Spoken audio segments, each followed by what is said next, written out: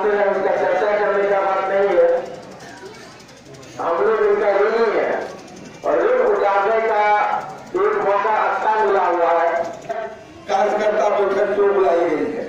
एक तो हम लोगों का 8 अप्रैल को हमारे उम्मीदवार जो आप लोगों के विधायक है अब्दुल बारी सिद्दीकी साहब का नामांकन है। दूसरा 29 अप्रैल को जो चुनाव होना है, मतदान होना है, उसमें ज्यादा से ज्यादा आपको भागीदारी और लोगों को समझाकर बूथ पर ले जाने की जरूरत है। और ज्यादा से ज्यादा राष्ट्रीय जनता दल के जो हमारे प्रत्याशी है अब्दुल बारी सिद्दीकी साहब, उनके पक्ष में ज्यादा से ज्यादा कैसे मतदान हो। और आपके ये उपस्थिति जो कहने को तो ये 2019 का जो चुनाव है ये आम चुनाव है, ये खास चुनाव है। आम चुनाव को आप खास चुनाव क्यों कर रहे हैं? कहने का वजह है हमारी लड़ाई किसी व्यक्ति से नहीं है। व्यक्ति तो नामित होता है, लड़ता है, एक की बकौती नहीं है, बल्कि करोड़ों मेहनत कश मजदूर, किसान, नौजवान ने जो अपने खून पसीना से इस मुल्क को सींचा है, यह मुल्क उसका है। एक विचार के मानने वाले वे लोग हैं जो कहते हैं कि हम जिसको कहेंगे देशभक्त, देशभक्ति का प्रमाण पत्र बांट रहा है, उनसे एक सवाल जरूर करना। एक सवाल सिर्फ उनसे यही करना कि आपके कौन से नेता, आपके कौन से महापुरुष स्वतंत्रता आंदोलन में क्या भूमिका निभाई? कौन से उनके नेता 1 घंटा के लिए भी उस आजादी की लड़ाई में जेल गए हो, शहादत दी हो, मार खाए हो, जिनका योगदान देश की आजादी में कुछ नहीं है, वो आज किसी पे उंगली उठा रहे हैं कि साहब ये देशभक्त है और ये देशद्रोही है। कि अंग्रेजों से इस मुल्क को आजाद करा करके अपना राज बनाएंगे, अपना झंडा लहराएंगे, अपना संविधान बनाएंगे।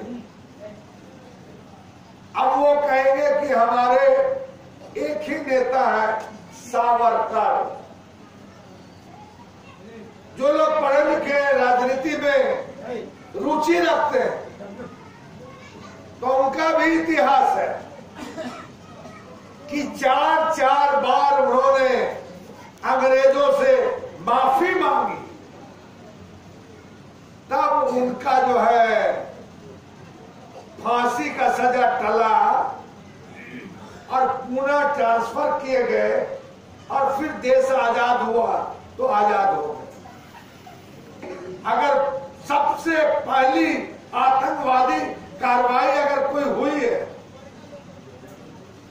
तो उसकी शुरुआत भी इसी संगठन के लोगों ने किया।